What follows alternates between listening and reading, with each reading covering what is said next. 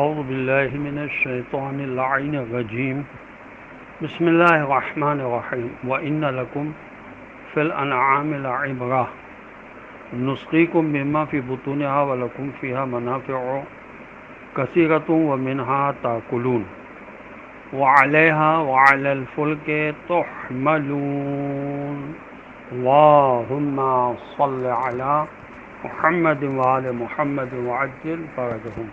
السلام علیکم ورحمۃ اللہ وبرکاتہ. اللہ تبارک و تعالیٰ کا شکر ہے کہ سورہ مومنون جو قرآن مجید کا 23 نمبر کا سورہ ہے، اس کی آیت نمبر 21 اور 22 کی تلاوت کا شرف میں نے حاصل کیا.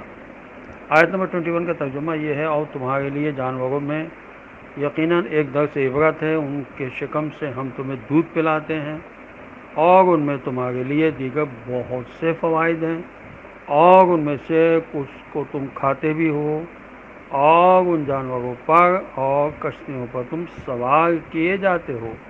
لعبرہ عبر سے ہے، ایک حال سے دوسرے حال کی طرف منتقل ہونے کے معنی میں ہے. عبرت ہے جو اس حالت کو کہتے ہیں جس سے ایک محسوس چیز کی معرفت سے غیر محسوس چیز کی معرفت حاصل ہو.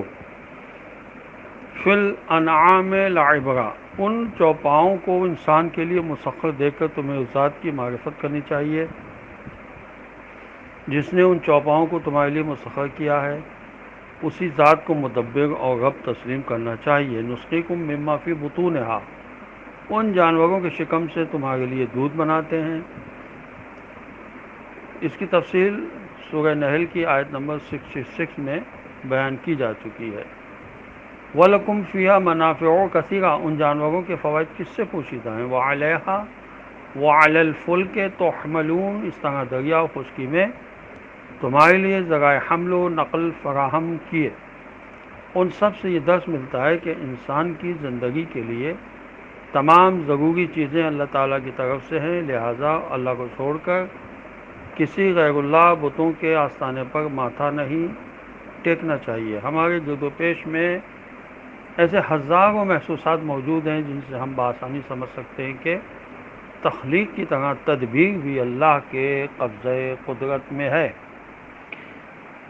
امر بالمعروف و نہی عن المنکر کے سلسلے میں گفتگو جاری ہے. سورہ توبہ کی آیت نمبر 67 میں ارشاد ہوا: المنافقون والمنافقات بعضهم من بعض یامرون بالمنکر وینہون عن المعروف. منافق مرد اور منافق عورتیں ایک دوسرے کے ہم جنس ہیں، لوگوں کو برے کام کا حکم کرتے ہیں اور نیک کاموں سے روکتے ہیں. حضرت امام جعفر صادق علیہ السلام کی حدیث سے وسائل الشیعہ میں کہ عذاب ہے اس شخص کے لیے جو برائی کا حکم دیتا ہے اور نیک کاموں سے روکتا ہے.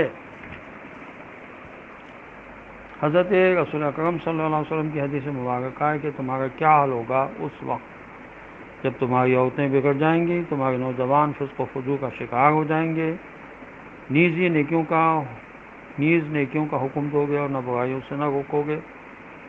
تمہارا کیا حال ہوگا اس وقت جب تم برائیوں کا حکم دو گے اور نیکیوں سے روکو گے. تمہارا کیا حال ہوگا اس وقت جب تم نیکی کو برائی اور برائی کو نیکی سمجھنے لگو گے. حضرت امام جعفر صادق علیہ السلام کی حدیث ہے کہ بنی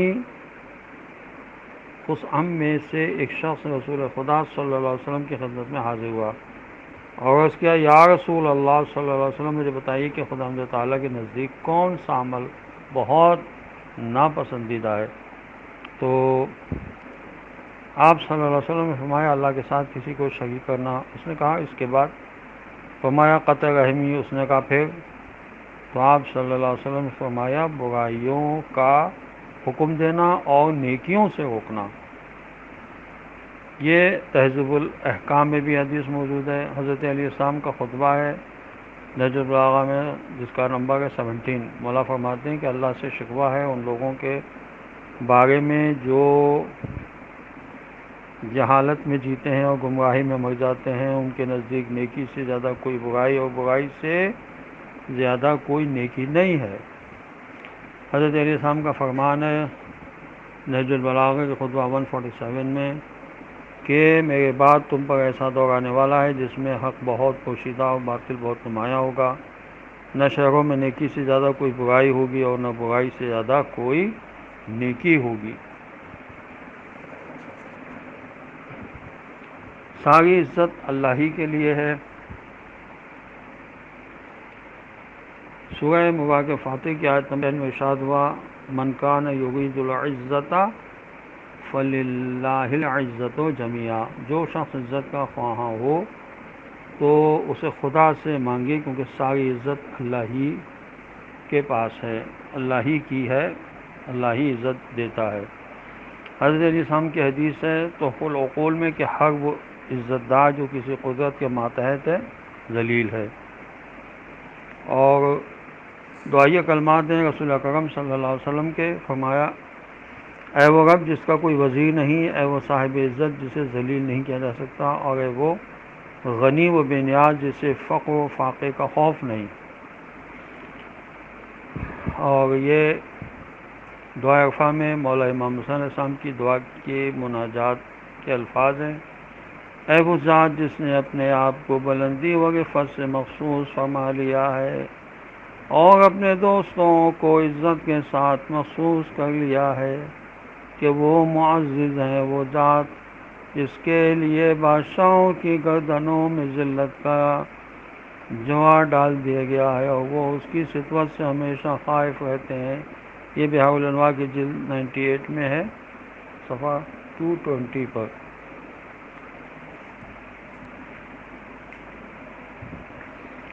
مومنون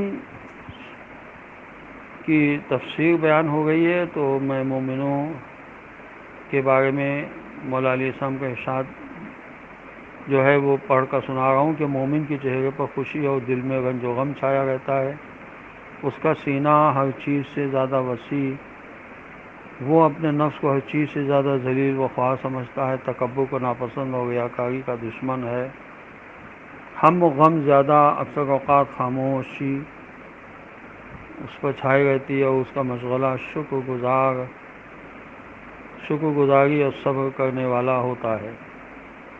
اذا حضرت امام جعفر صادق علیہ السلام نے فرمایا، مومن میں ان 8 خصلتوں کا ہونا ضروری ہے، یعنی مشکلوں میں باوقار ہو، مصیبت کے وقت صابر ہو، نعمتوں کی زیادتی پر شکر خدا کرے، نعمت خدا پر قانع ہو، دشمن پر ظلم نہ کرے، اپنے بوجھ کو دوسروں پر نہ ڈالے، اس کا بدن رنج و مشقت میں گھرا ہوا ہو اور لوگ اس کے سبب ہمیشہ چین و سکون کی حالت میں رہتے ہوں۔